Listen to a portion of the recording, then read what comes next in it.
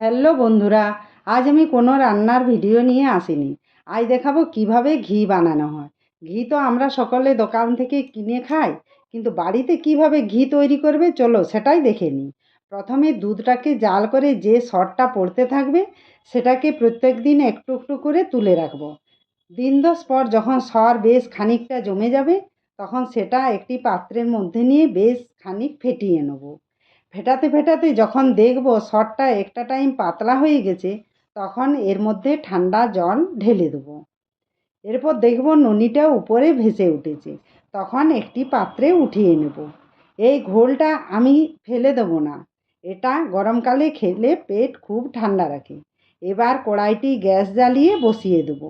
আস্তে আস্তে দেখতে থাকবো এর রং পাল্টে যাচ্ছে। আমি আবার কিছুক্ষণ জাল করে নেব যতক্ষণ না ঘি দাঁড়াগুলো কালো হচ্ছে। এই দেখো আমার ঘি একদম তৈরি হয়ে গেছে। এবার ঠান্ডা করে ছাঁকনির সাহায্যে একটি পাত্রে ঢেলে নেব। ব্যাস, এবার এটা তোমরা অনেক দিন পর্যন্ত ব্যবহার করতে পারবে।